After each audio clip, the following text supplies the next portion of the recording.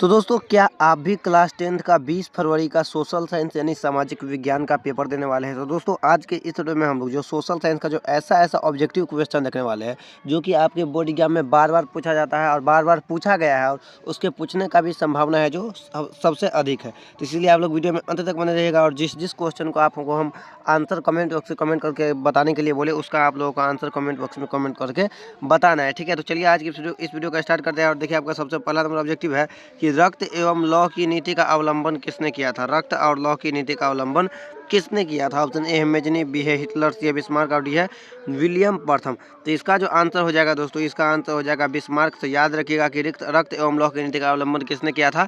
तो बिस्मार्क ने किया था। नेक्स्ट देखिए आपका है कि यूरोप वासियों के लिए क्या है कि यूरोप वासियों के लिए किस देश का साहित्य एवं ज्ञान विज्ञान प्रेरणा स्रोत रहा? यूरोप वासियों के लिए किस देश का साहित्य ज्ञान प्रेरणा स्रोत रहा? देखिए, ऑप्शन ए है आपका कि जर्मनी, बी है यूनान, सी है तुर्की और डी है इंग्लैंड। तो दूसरा नंबर क्वेश्चन का जो आंसर हो जाएगा ये हो जाएगा आपका यूनान, यानी कि ऑप्शन नंबर बी जो आप देख रहे हैं यही इसका आंसर हो जाएगा। नेक्स्ट देखिए आपका है कि वार एंड पीस क्या है कि वार एंड पीस किसकी रचना है? वार एंड पीस जो है यह किसके द्वारा लिखा गया है? Option A Karl Marx, B है टॉलस्टॉय, सी है दोस्तों और डी है आपका एंजल्स। तो तीसरा नंबर क्वेश्चन का जो आंसर हो जाएगा टॉलस्टॉय हो जाएगा, यानी कि ऑप्शन नंबर बी ही इसका राइट आंसर हो जाएगा। तो याद रखिएगा कि वार एंड पीस किसकी रचना है? तो टॉलस्टॉय की है। नेक्स्ट देखिए आपका है कि मार्च 1946 ईस्वी में क्या है कि मार्च 1946 ईस्वी में फ्रांस एवं वियतनाम के बीच होने वाला समझौता किस नाम से जाना जाता है? ऑप्शन ए है जेनेवा समझौता, बी है हनोई समझौता, सी है पेरिस समझौता और डी है धर्मनिरपेक्ष समझौता। तो फोर्थ नंबर क्वेश्चन का जो आंसर हो जाएगा हनोई समझौता हो जाएगा, यानी कि ऑप्शन नंबर बी इसका राइट आंसर हो जाएगा। नेक्स्ट देखिए आपका है कि लखनऊ समझौता कब हुआ था? लखनऊ समझौता याद है आप लोगों को? लखनऊ समझौता कब हुआ था? तो 1916 ईस्वी में हुआ था। तो देखिए आपकी इसका ऑप्शन में कहाँ पे है 1916, ऑप्शन नंबर ए में है, तो यही इसका आंसर हो जाएगा। नेक्स्ट देखिए आपका है कि असहयोग आंदोलन का प्रस्ताव क्या है कि असहयोग आंदोलन का प्रस्ताव कांग्रेस के किस अधिवेशन में पारित हुआ था? ऑप्शन ए सितंबर 1920 कलकत्ता, बी है अक्टूबर 1920 अहमदाबाद, सी है नवंबर 1920 फैजपुर और डी है दिसंबर 1920 नागपुर। तो सिक्स नंबर का जो क्वेश्चन का आंसर हो जाएगा ये हो जाएगा दिसंबर 1920 नागपुर, यानी कि ऑप्शन नंबर डी इसका राइट आंसर हो जाएगा। नेक्स्ट देखिए आपका सेवंथ नंबर है कि जमशेद जी टाटा ने क्या है कि जमशेद जी टाटा ने Tata iron and steel company की स्थापना कब की थी? 1854 या 1907 या 1915 या 1923? तो जल्दी से बताइए कि सेवंथ नंबर क्वेश्चन का आंसर क्या हो जाएगा? तो याद रखिएगा कि जमशेद जी टाटा ने Tata iron and steel company का स्थापना किया था 1907 ईस्वी में, यानी कि ऑप्शन नंबर बी इसका राइट आंसर हो जाएगा। नेक्स्ट देखिए आपका है कि जनसंख्या का घनत्व सबसे अधिक होता है। जनसंख्या का घनत्व सबसे अधिक कहाँ पे होता है? यहाँ पे देखिए आप ऑप्शन ए देख रहे हैं आपकी ग्राम, बी है कस्बा, सी है नगर और डी है महानगर। तो यहाँ पे आपको नाम से ही पता चल रहा होगा कहाँ पे, महानगर में। तो याद रखिएगा कि जनसंख्या का घनत्व सबसे अधिक कहाँ होता है? तो महानगर में होता है। नेक्स्ट देखिए आपका है कि गिरमिटिया मजदूर बिहार के किस क्षेत्र से भेजे जाते थे? गिरमिटिया मजदूर बिहार के किस क्षेत्र से भेजे जाते थे? पूर्वी क्षेत्र या पश्चिमी क्षेत्र या उत्तरी क्षेत्र या दक्षिणी क्षेत्र? तो 9वां नंबर क्वेश्चन का जो आंसर हो जाएगा पश्चिमी क्षेत्र हो जाएगा, यानी कि ऑप्शन नंबर बी इसका राइट आंसर हो जाएगा। नेक्स्ट देखिए आपका है कि गुटियन वर्ग क्या है कि गुटियन वर्ग का जन्म किस देश में हुआ था? ये आपको बताना है। तो ऑप्शन ए देखिए आपका है अमेरिका, बी है जर्मनी, सी है जापान और डी है इंग्लैंड। तो 10 नंबर क्वेश्चन का जो आंसर हो जाएगा जर्मनी हो जाएगा, यानी कि ऑप्शन नंबर बी इसका सही हो जाएगा। तो अभी तक हम लोग 10 ऑब्जेक्टिव देख चुके हैं और आप लोग बताइए कि आप लोग का इस 10 में से कितना ऑब्जेक्टिव क्वेश्चन सही हुआ है। ठीक है, देखिए इस बार आपका नेक्स्ट है 11वां नंबर कि भारत का प्रथम तेल शोधक कारखाना कहाँ अवस्थित है? ऑप्शन ए मथुरा में, बी है बरौनी में, सी है डिगबोई में और डी है पटना में। तो 11वां नंबर क्वेश्चन का जो आंसर हो जाएगा वो हो जाएगा बरौनी में, यानी कि ऑप्शन नंबर बी इसका राइट आंसर हो जाएगा। तो याद रखिएगा कि भारत का प्रथम तेल शोधक कारखाना कहाँ अवस्थित है? तो बरौनी में अवस्थित है। 11 नंबर क्वेश्चन का right answer option number B हो जाएगा। नेक्स्ट आपका कि भाखड़ा नांगल परियोजना किस नदी पर अवस्थित है? भाखड़ा नांगल परियोजना एक जो है या किस नदी पर अवस्थित है?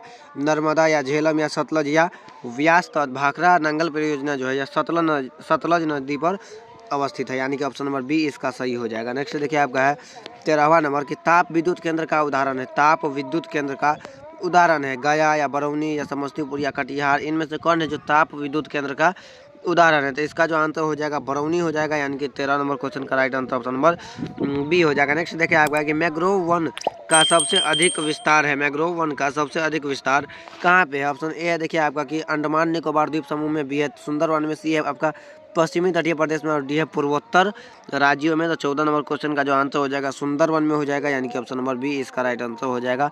तो याद रखिएगा कि मैंग्रोव्स वन का सबसे अधिक विस्तार कहाँ पे है, तो सुंदरवन में है। नेक्स्ट देखिए आपका है कि भारत में लगभग कितने प्रकार के खनिज पाए जाते हैं। भारत में लगभग कितने प्रकार के खनिज पाए जाते हैं, 50% या 100 या 150 या 200। तो इसका जो आंसर हो जाएगा 15 नंबर क्वेश्चन का 150 हो जाएगा, यानी कि ऑप्शन नंबर सी इसका राइट आंसर हो जाएगा। नेक्स्ट देखिए आपका है कि भारत की कितनी जनसंख्या कृषि कार्यों यानी कि खेती बाड़ी में लगी हुई है। ऑप्शन ए 1/3, बी है 2/3, सी है 1/4 और डी है 3/4। तो 16 नंबर क्वेश्चन का जो आंसर हो जाएगा 1/3 हो जाएगा, यानी कि 1/3 जो है, नहीं 2/3 है ना, 2/3 हुआ, 2/3 इसका राइट आंसर हो जाएगा 16 नंबर क्वेश्चन का ऑप्शन नंबर बी। नेक्स्ट देखिए आपका 17वां नंबर है कि भारत में किस किस्म की कॉफ़ी उगाई जाती है। भारत में किस किस्म का कॉफ़ी उगाया जाता है, चीनी या अरेबिका या ब्राजीलियन या अमेरिकन। तो इसका जो आंसर हो जाएगा ये हो जाएगा अरेबिका, यानी कि 17 नंबर क्वेश्चन का राइट आंसर हो जाएगा ऑप्शन नंबर बी। नेक्स्ट देखिए आपका कि स्वर्णिम चतुर्भुज महामार्ग से संबंधित नगर कौन है। स्वर्णिम चतुर्भुज महामार्ग से संबंधित नगर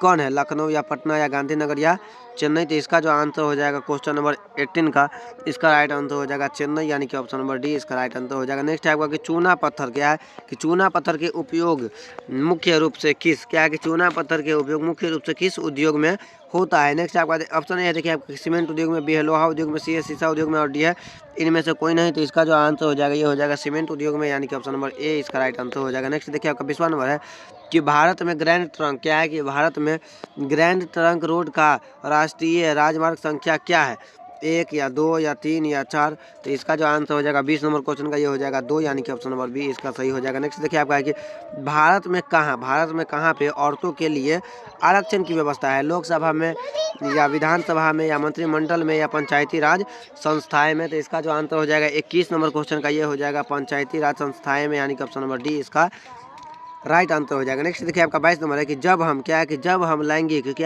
लैंगिक विभाजन की बात करते हैं तो हमारा अभिप्राय होता है। ऑप्शन ए स्त्री और पुरुष के बीच जैविक अंतर। देखिए ऑप्शन ए स्त्री और पुरुष के बीच जैविक अंतर भी है आपका कि सामाजिक, क्या है कि समाज द्वारा स्त्रियों और पुरुषों को दी गई असमान भूमिकाएं। तो यही इसका right answer option number B हो जाएगा। नेक्स्ट देखिए आपका 23 नंबर है कि बिहार पंचायती राज अधिनियम महिलाओं के लिए आरक्षण व्यवस्था करती है। बिहार पंचायती राज अधिनियम जो है या महिलाओं के लिए कितना प्रतिशत आरक्षण का व्यवस्था करती है, 40% या 55% या 60% या 50% या 60%।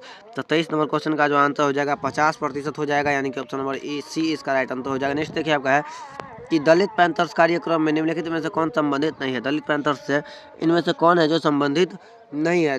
ऑप्शन ए देखिए आपका कि जाति प्रथा का उन्मूलन, बी है दलित सेना का गठन, सी है भूमिहीन गरीब किसानों की उन्नति और ऑप्शन नंबर डी है औद्योगिक मजदूरों के शोषण से मुक्ति। तो इसका जो आंसर हो जाएगा 24 नंबर क्वेश्चन का, इसका राइट आंसर समझ ही रहे आप, ऑप्शन नंबर क्या होगा, डी हो जाएगा, यानी कि औद्योगिक मजदूरों के शोषण से मुक्ति। नेक्स्ट आपका देखिए कि बोलीविया में जनसंघर्ष का मुख्य कारण क्या था। बोलीविया में जनसंघर्ष का मुख्य कारण क्या था। तो ये क्वेश्चन आप लोग याद रखिएगा, बार बार आपके बोर्ड में पूछा जाता है। तो इसका जो आंसर हो जाएगा पानी की कीमत में वृद्धि। वहाँ पे जो है पानी का कीमत में जो वृद्धि यानी कि बढ़ गया था उसका रेट, तो इसीलिए वहाँ पे जो है वह जनसंघर्ष हुआ था पानी की कीमत में वृद्धि के लिए। नेक्स्ट देखिए आपका राजनीतिक दल का आशय है। राजनीतिक दल का आशय क्या है। ऑप्शन ए है अफसरों की समूह से, बी है सेनाओं के समूह से, सी है व्यक्तियों के समूह से और डी है किसानों के समूह से। तो 26 नंबर क्वेश्चन का जो आंसर हो जाएगा व्यक्तियों के समूह से हो जाएगा, यानी कि ऑप्शन नंबर सी। नेक्स्ट देखिए आपका लोकतंत्र सभी नागरिकों को देता है। लोकतंत्र सभी नागरिकों को क्या देता है, असमान अवसर या क्षणिक अवसर या समान अवसर या उपयुक्त तीनों। तो 27 नंबर क्वेश्चन का जो आंसर हो जाएगा 27 का, इसका राइट आंसर हो जाएगा समान अवसर, यानी कि ऑप्शन नंबर डी इसका राइट आंसर हो जाएगा। तो याद रखिएगा कि लोकतंत्र सभी नागरिकों को क्या देता है, समान अवसर प्रदान करता है। नेक्स्ट देखिए आपका है कि नए विश्व सर्वेक्षण के अनुसार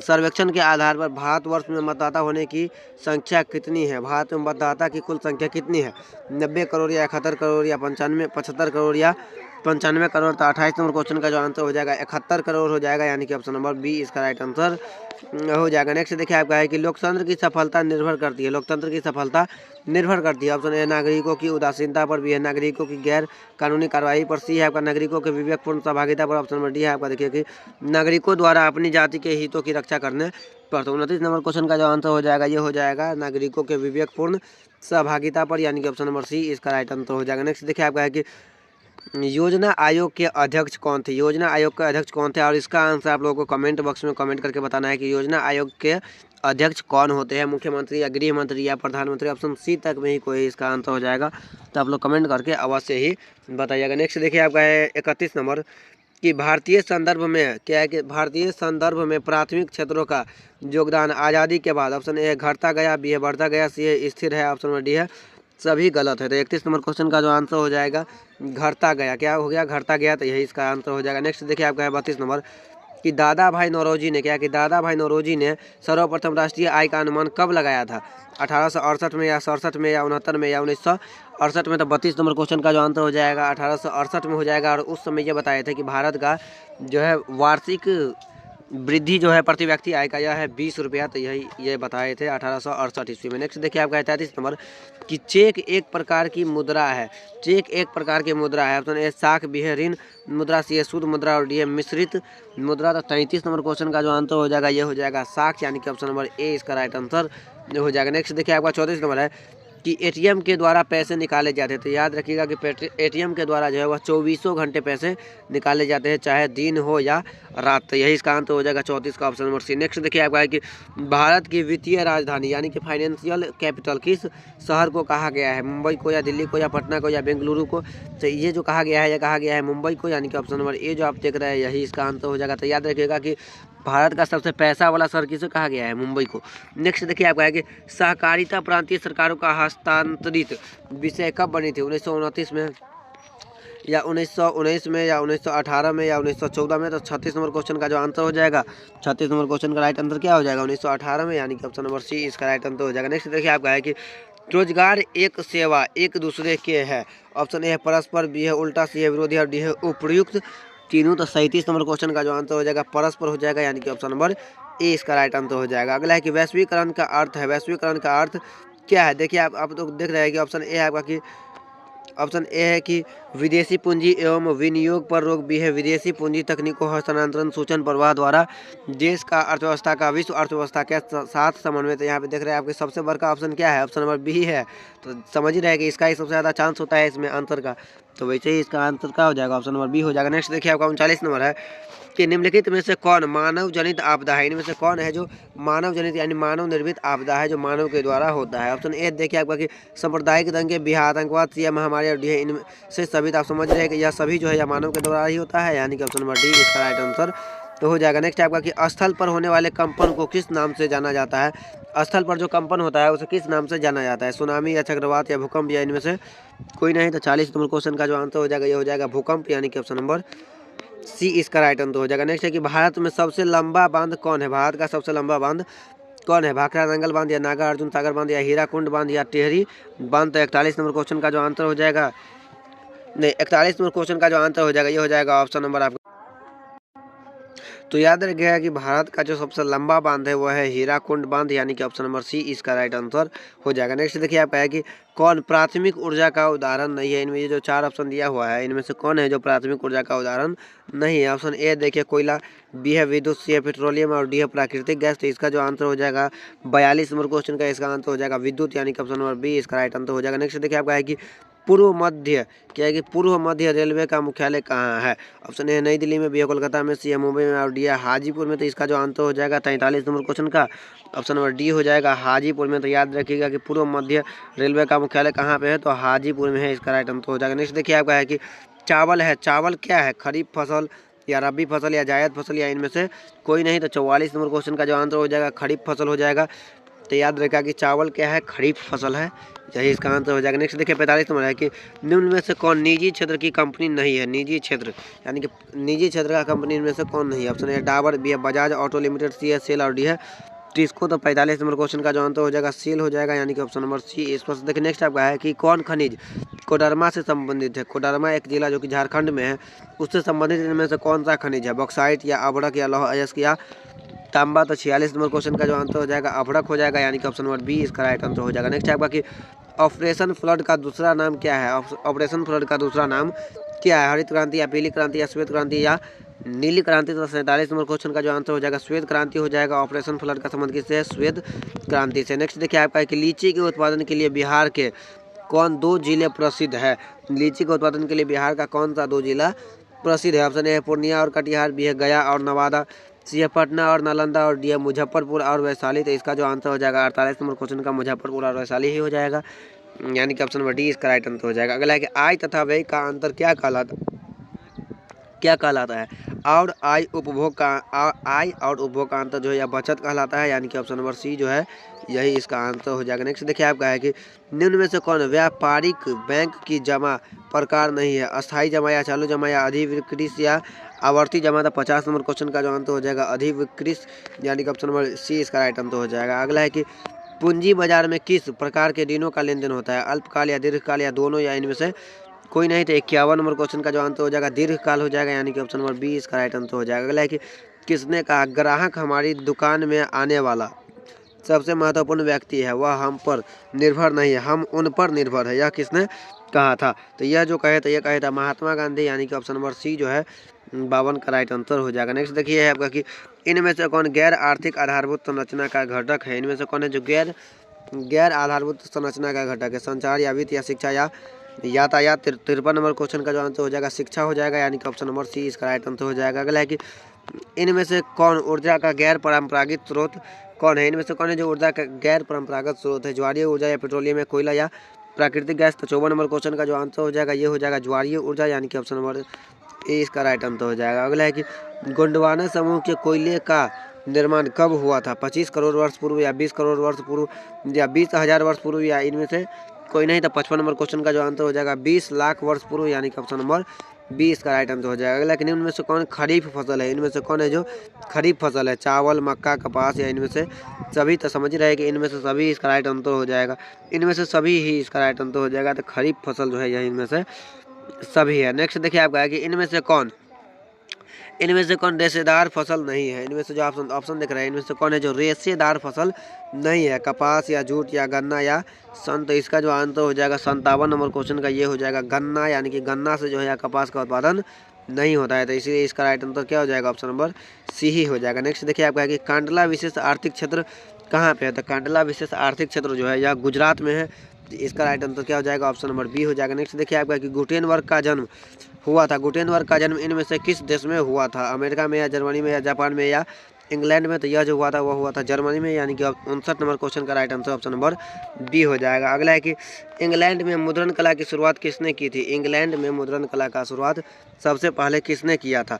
ऑप्शन ए आपका देखिए हैमिल्टन, ऑप्शन नंबर बी है कैक्सटन, ऑप्शन नंबर सी है एडिसन, ऑप्शन नंबर डी है स्मिथ। तो इसका जो आंसर हो जाएगा ऑप्शन नंबर देखिए 61 नंबर है। 1917 ईस्वी में पहली रूसी क्रांति किस नाम से जानी जाती है। 1917 ईस्वी की पहली रूसी क्रांति को किस नाम से जाना जाता है। फरवरी की क्रांति या अप्रैल की क्रांति या अक्टूबर की क्रांति या नवंबर की क्रांति। तो उसे जो है अक्टूबर की क्रांति के नाम से जाना जाता है, यानी कि ऑप्शन नंबर सी इसका राइट आंसर हो जाएगा। अगला है कि लाल सेना का गठन किसने किया था। लाल सेना का गठन किसने किया था। कार्ल मार्क्स या स्टालिन या ट्राट्स्की या ट्राट्स्की। तो इसका जो आंसर हो जाएगा 62 नंबर क्वेश्चन का ये हो जाएगा ट्राट्स्की, यानी कि ऑप्शन नंबर सी इसका राइट आंसर हो जाएगा। अगला है कि ऑल इंडिया मुस्लिम लीग की स्थापना कब हुई थी। ऑल इंडिया मुस्लिम लीग का स्थापना जो है वह 1906 ईस्वी में हुआ था, यानी कि ऑप्शन नंबर बी इसका राइट आंसर हो जाएगा। अगला है कि तख्त श्री क्या है कि तख्त श्री हरमंदर जी साहिब कहाँ स्थित है। तो यह जो है पटना में स्थित है, यानी कि ऑप्शन नंबर ए इसका राइट आंसर हो जाएगा। अगला है कि सिपाही विद्रोह कब हुआ था, और इसका आंसर आप लोगों को कमेंट बॉक्स में कमेंट करके बताना है कि सिपाही विद्रोह कब हुआ था।